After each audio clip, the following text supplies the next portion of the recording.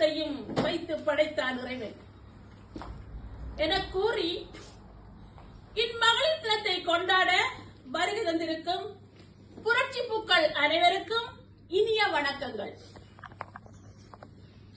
தமிழர் நலபுரி சங்கத்தின் மகளிர் பிரிவினால் குறுகிய கால ஏற்பாட்டில் இம்மகளிர் தினம் ஒழுங்கமைக்கப்பட்டிருந்ததும் எமது அழைப்பினை ஏற்று சிரமங்கள் பாராமல் இங்கே வருகை தந்து இவ்விழாவினை சிறப்பிப்பதற்காக கலந்து கொண்ட அனைவரையும் வருக வருகவென வரவேற்பதில் பெருமிதம் கொள்கின்றேன்.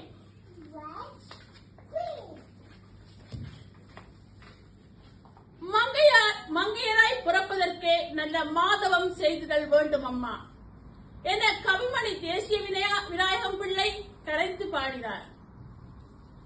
பெண்மையின் மேன்மையை உணர்வு பூர்வமாக அறிந்ததால் பெண்களை போற்றும் விதமாகவும் பெண்ணின் முக்கியத்துவத்தை உணர்த்தும் விதமாகவும் ஒவ்வொரு ஆண்டும் மார்ச் 8ஆம் தேதி, அதாவது இன்று உலகம் முழுவதும் சர்வதேச மகளிர் தினம் மிக உற்சாகமாகவும் மகிழ்ச்சியாகவும் கொண்டாடப்படுகின்றது. உடல் உறுதி கொண்ட ஆணை விட மன உறுதி கொண்ட பெண் சிறப்பு மிக்கவள். தாயாக, மனைவியாக, தங்கையாக, மகளாக என்று நம் உறவில் அனைத்து பகுதிகளிலும் நீக்கமர நிறைந்திருப்பவள். பெண்கள் ஒவ்வொரு ஆணின் வெற்றிக்கு பின்னாலும் ஒரு பெண் இருப்பாள் என்று கூறுவது இதனால் தான். தோல்விகளை கண்டு துவண்டு விடாது அதனை எதிர்கொண்டு வாழ்வில் வெற்றி கண்ட பல பெண்கள் நம் மத்தியில் வாழ்ந்தனர், வாழ்கின்றனர். நம் தமிழ் மண்ணை ஒரு கணம் நாம் நினைக்காமல் இந்த நாளை கடந்துவிட முடியாது. இன விடுதலைக்காய் போர்க்களம் கண்ட ஆயிரம் பெண் போராளிகளையும் அவர்களுடைய பெரும் சாதனையும் நாம் எப்படி மறப்பது? அதில் சிறப்பாக முதல் பெண் போராளிகளாக 2ஆம் லெப்டினன்ட் மாலதி மற்றும் சோதியா இவர்கள் ஒரு அகிம்சை தாய். மீன்பாடும் தென்னாடாம் மட்டநகரில் தந்த அன்னை பூவதியும் இந்நாளை நாம் நினைக்க கடமைப்பட்டுள்ளோம்.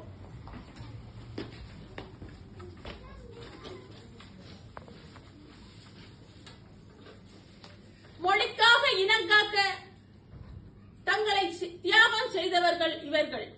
மேலும் உலகளாவிய ரீதியில் தியாகத்தின் முழு வடிவமான அன்னை தெரேசாவை இந்நாளில் நாம் கொண்டாட வேண்டும். இவ்வாறான பல சரித்திர பெண்களும் மற்றும் அனைத்துலக பெண்களும் உங்கள் அனைவருக்கும் இந்நாளில் மகளிர் தின வாழ்த்துக்களை தெரிவிப்பதில் தமிழர் நலபுரி சங்கம் லெஸ்டர் தலைவி என்பதில் நானும் பெருமை கொள்கின்றேன்.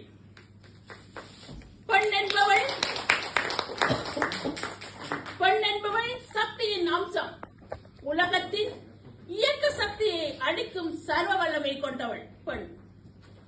குடும்பத்தையும் தமது கலாச்சாரத்தை உயர்த்தி நன்மைகள் நிறைந்த தீமைகள் அளித்த நல்ல சமுதாயம் வளர்த்தெடுப்பதற்கு பெண்களாகிய நாம் மிகவும் சிரமங்களை சந்திப்பது அனைவரும் அறிந்ததே.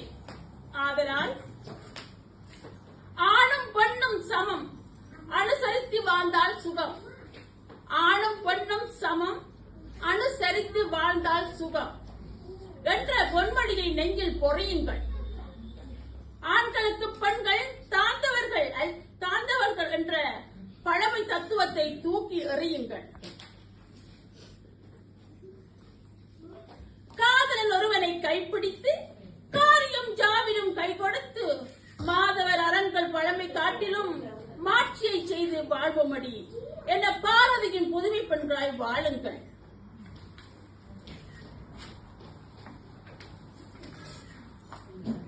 நாங்கள் ஆண்களுக்கு ஒவ்வகையிலும் சளைத்தவர்கள் அல்ல என்பதை நிரூபிக்கும் வகையில் மண் முதல் விண் வரை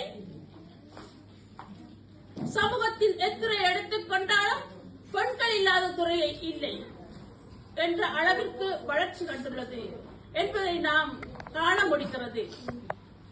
சாதனை என்னும் சிகரத்துக்கு ஆண் பெண் வேறுபாடு தெரியாது.